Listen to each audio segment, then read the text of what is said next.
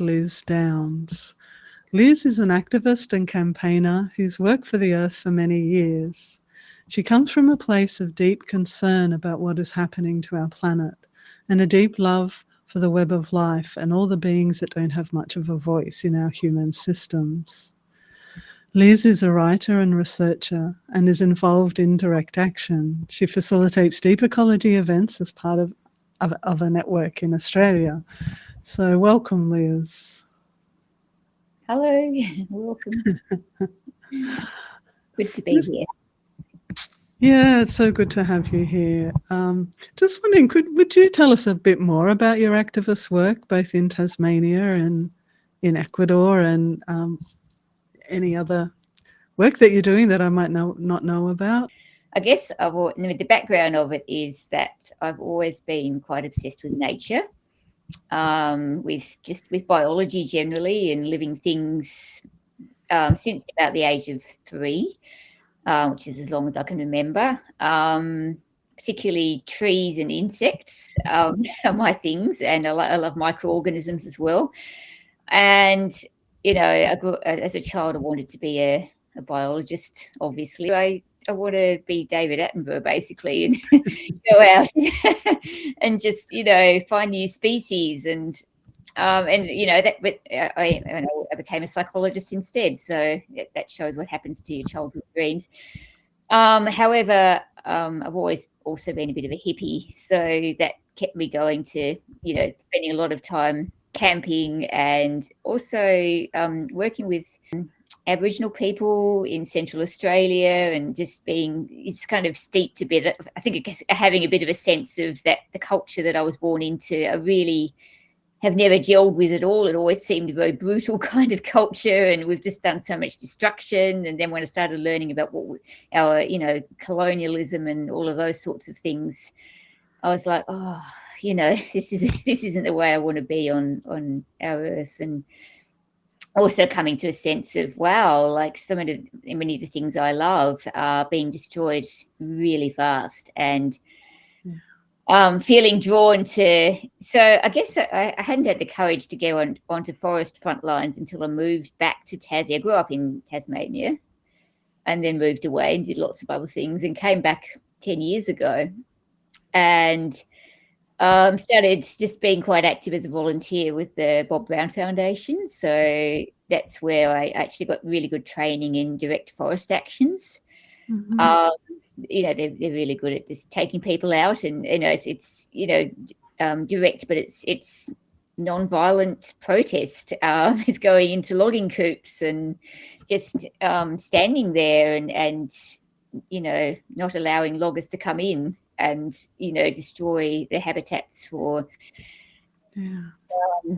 species that really have had no say in the protection of their homes. They're just marginalised completely in economic decisions that are made by humans for certain humans, of course, that are also marginalising a lot of our humans as human species as well. But the humans that like to get ahead and be rich are the ones that benefit from these decisions, and that's never felt fair to me.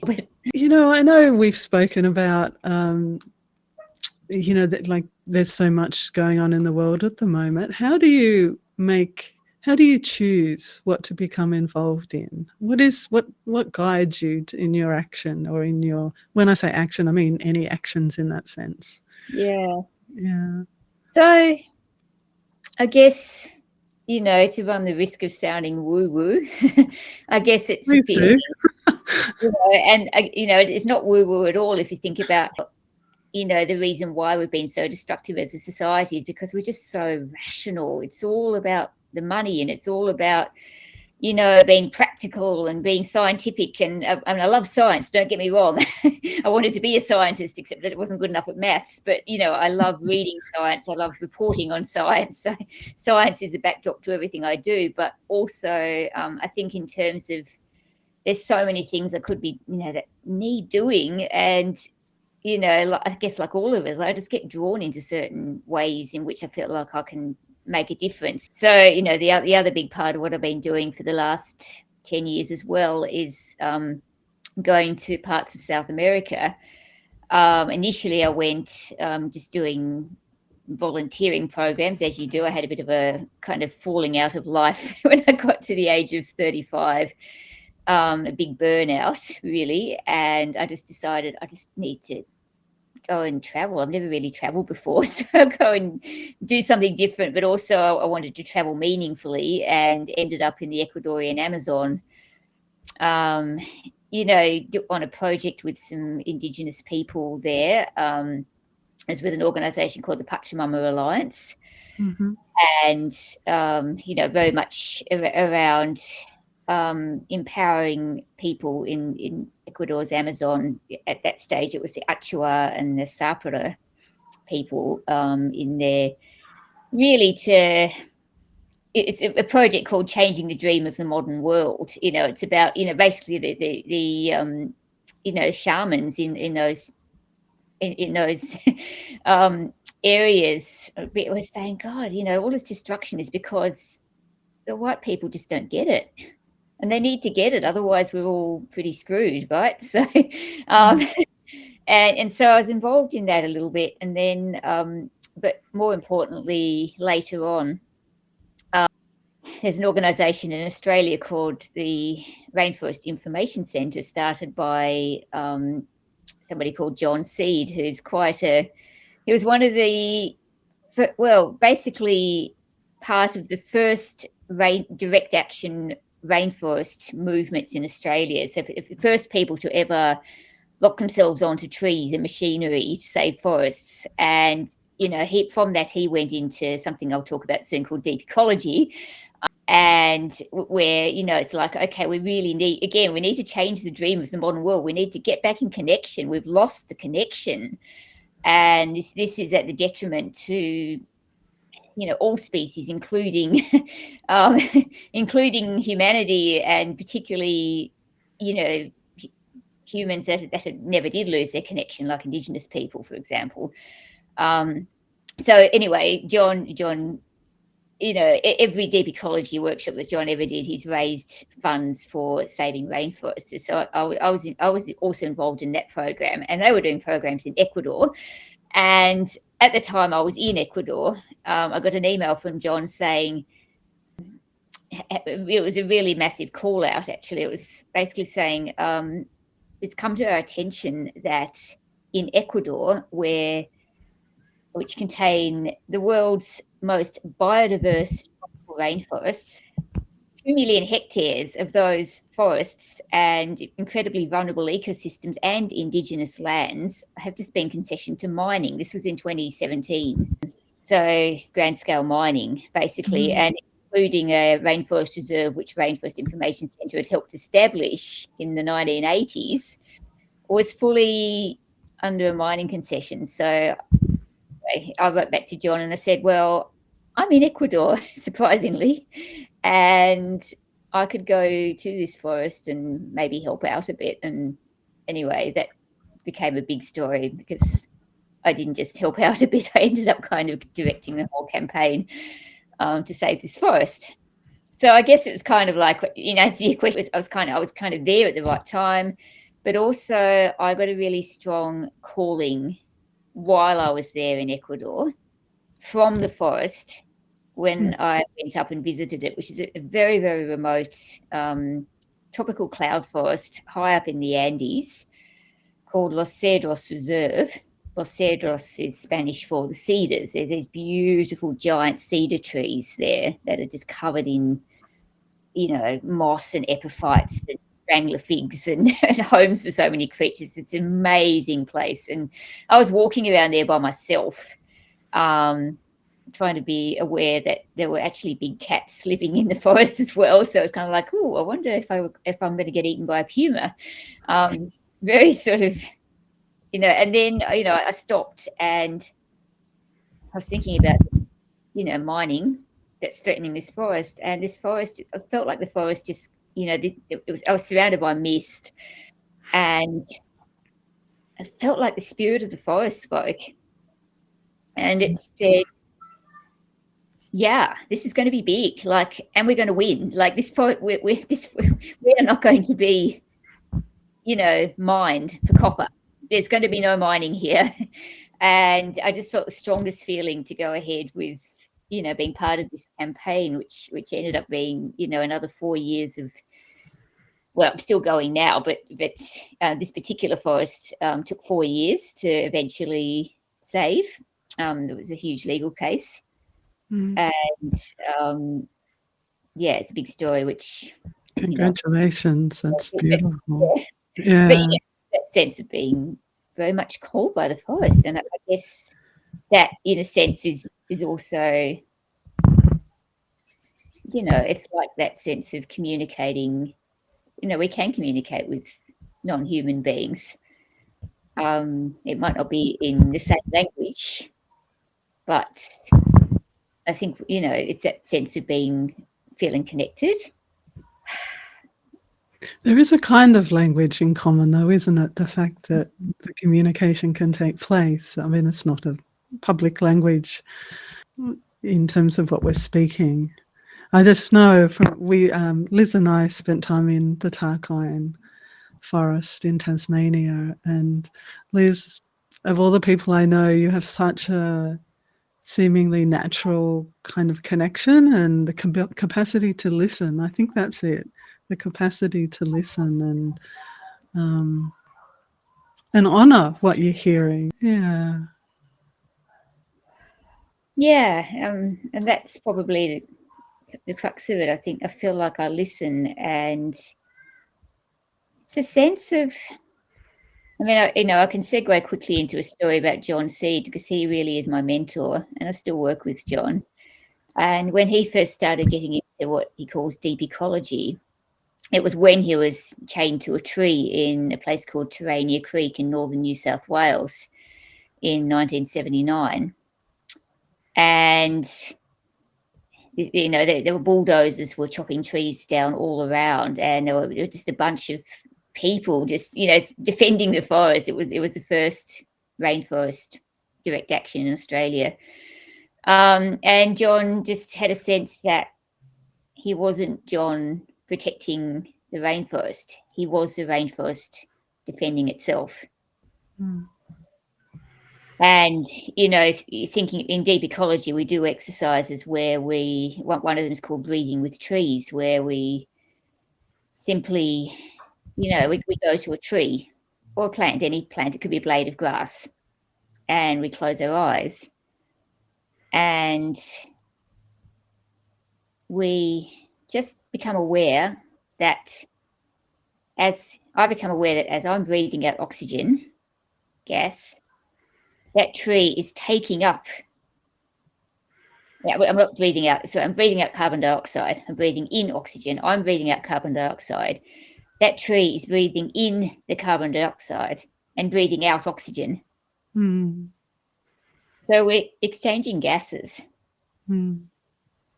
And, John likes to say, if you get a bunch of mining executives in a room together and just get them to imagine, think about their stock flows or whatever, or stop thinking about their stock market performance for 5 minutes, and just imagine that they're totally separate from the earth while holding their breath.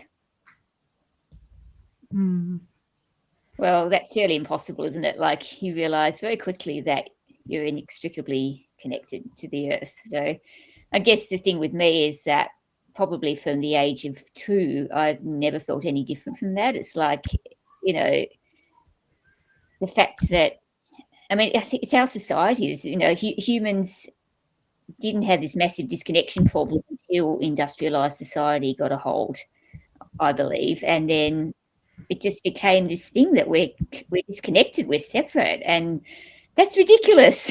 Why is it woo-woo to think that the trees can talk to us? Humans have always talked to trees. It's just that I think talking with trees, you have to stop.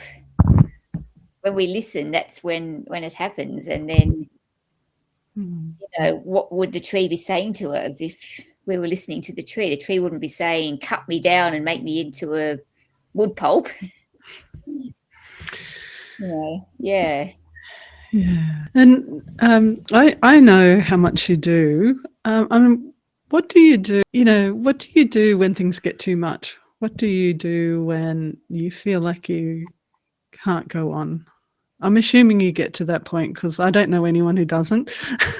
So It's funny. I don't know whether I'm a bit unusual, but when I'm actually doing activism is when I'm in my happy place. mm-hmm. Even when I'm campaigning, and I know, I am fully aware that we're in a climate emergency right now, that we're in an ecological utter crisis right now. And I do get overwhelmed when I'm hearing news or reading articles or at home on my computer or whatever. But when I'm actually, even, A is when I'm out in nature. That is very empowering because I feel like I'm with the nature, and I've had some really powerful experiences. One experience when I was actually locked onto a machine in 2021 as part of an effort to stop a toxic waste dam being built by a mining company in the west coast of Tasmania. And, it was at 4, we went out at 4 in the morning. You've got to go out pretty early to get on the machines, and then the security come and check you out, and then they go and call the police, and then you have to wait for a couple of hours for the police to come. And in that couple of hours, of course, you're just sitting there. I had a friend on the other side of the hydraulic system of this loader, I think it was. And the forest was waking up around me. The mist was starting to lift. The birds were starting to sing.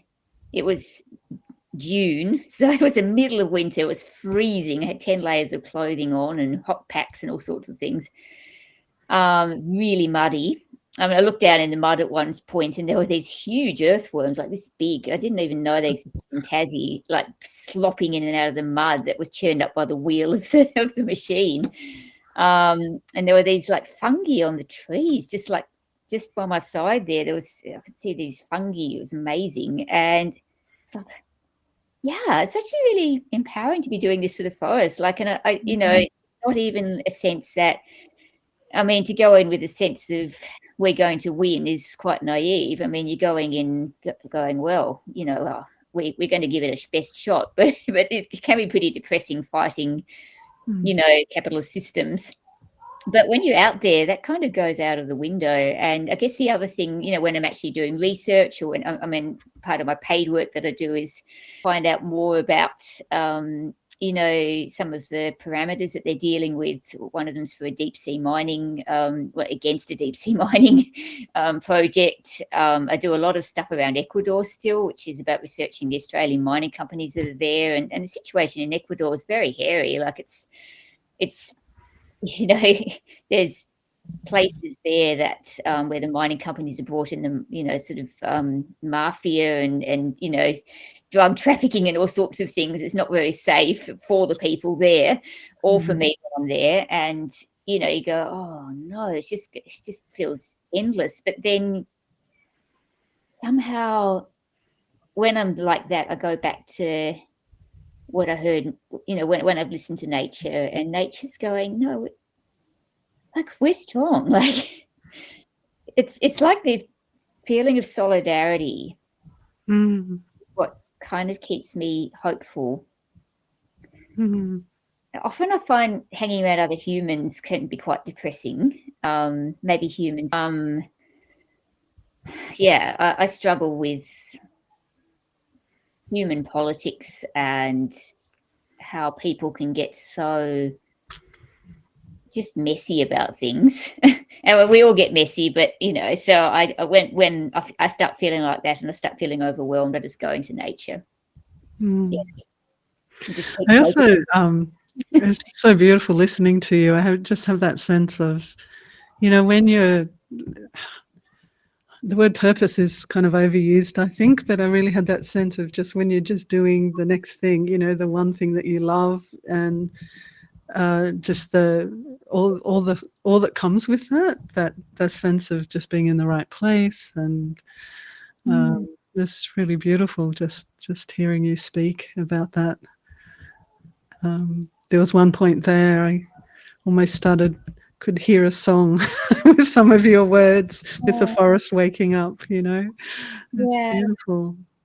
I think it's uncomplicated. That's what I love about it. It's not complicated at all. It's really, I mean, even the politics aren't that complicated, and one of the things that's been really quite a challenge for me in my life is that I'm autistic, and what that means for me is often that the social dynamics of human society have just been bewilderingly complicated. I just find it so, it's so easy to just trip over yourself and say the wrong thing, and somebody else goes up like a rocket and gets offended, or just not getting things. Like, I don't consider myself a good communicator in the normal way. But when I go into the forest, or when I'm just working with people who are focused on other activists, and we're all focused on that, it just gets really simple.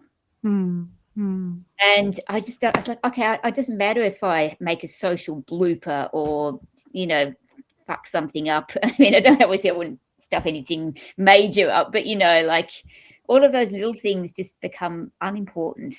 And I can just go, yeah, I mean, I'm not a bit, it's like I'm just fighting for what I love, and that's it. And I feel like, in some ways too, I mean, I come from a sector of society where I've never felt like my voice has been that valued. As an autistic person, I used to be bullied about my voice when I was a child. I was told I was, I was called just dumb and stupid, and my voice was funny and said all the wrong things, and so all I really did was sit in the corner, like I didn't have any confidence at all. And so I've always felt that when it's like, and having been bullied, it's like it's the same behavior when you're just going out into a forest and you just got no concern whatsoever for all those millions of microorganisms that are going to die because of your urgency to get this job done by 5 p.m. and get paid and go home, or whatever it is that is, it's like, okay, those creatures, they are speaking, but again, people aren't listening any more than they listened to me when I was 10 years old. And so I guess that sense of empathy, I just feel like, in Ecuador, in our campaign, we come across a lot of species that are in critical danger of extinction because of what's known as endemism, which is that in these equatorial zones around the planet where there hasn't been much climate change for millions of years, you get, zones where, like, for, a 2-kilometer zone, like one single water spring will have 4 or 5 different species of amphibian, which exists nowhere else. And Ecuador has the highest rate of endemism in the world. It's because it has the altitude differences. It's on the equator. It's tropical.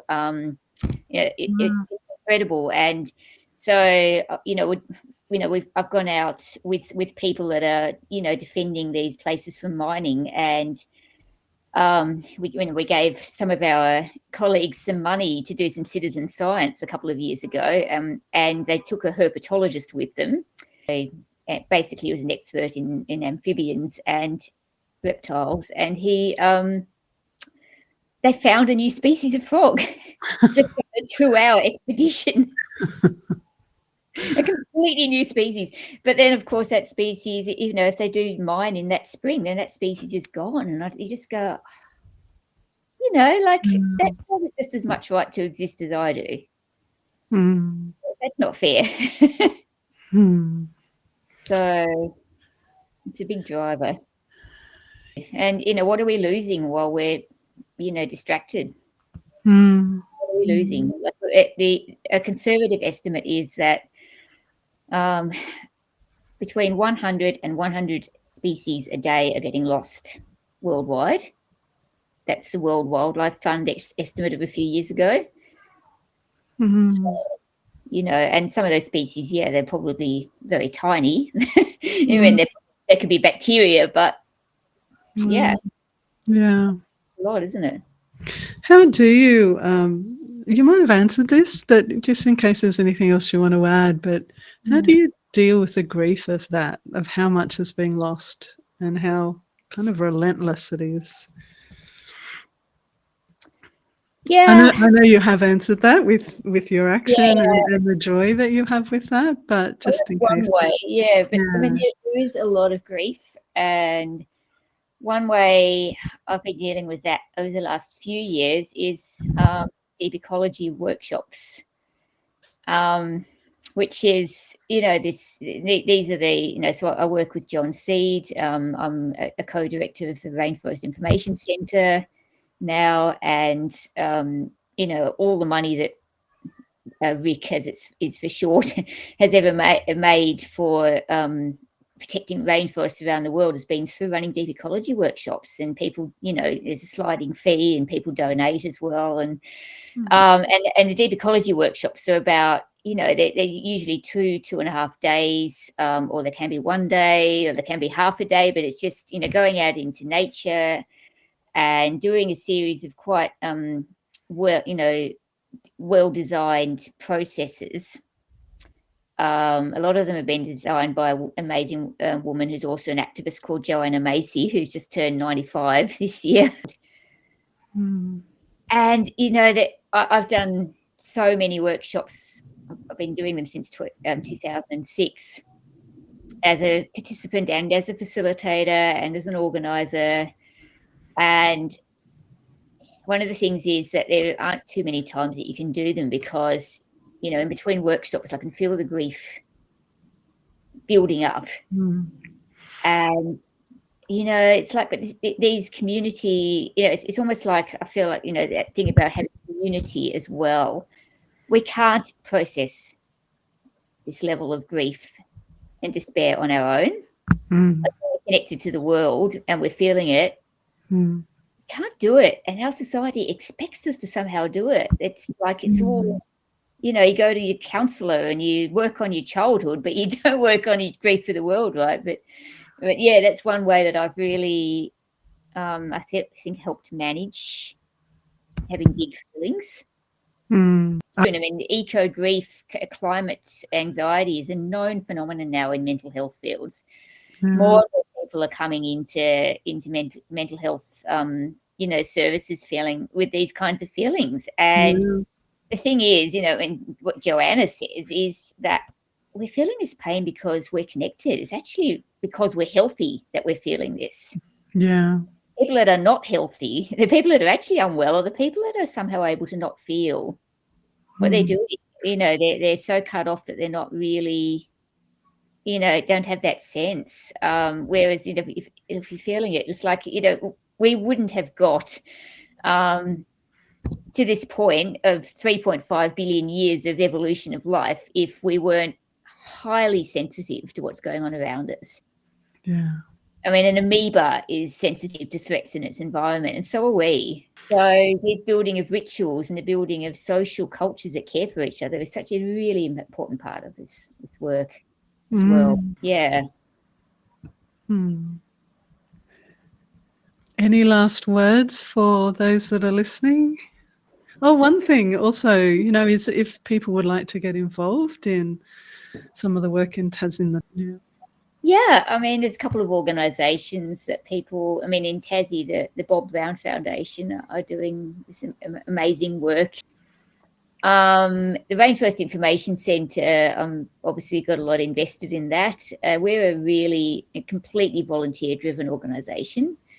We have a board of directors of 5, all volunteer, and all of us are out in the forests a lot, so we don't, I am working on the Ecuador campaign entirely volunteer, which is pretty hard sometimes because I don't often have much money.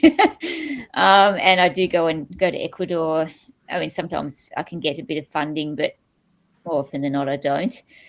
And we are trying to raise a lot of money to help these people. They're not getting helped by anybody else. Anyway, I prefer community fundraising, so I can tell you all about my crowdfund. I've just set up a brand new one. I want to raise $10,000 by the end of the year, which is going to go to Ecuador. I've so far raised $680, so I would really, really love it if people could pitch in $10.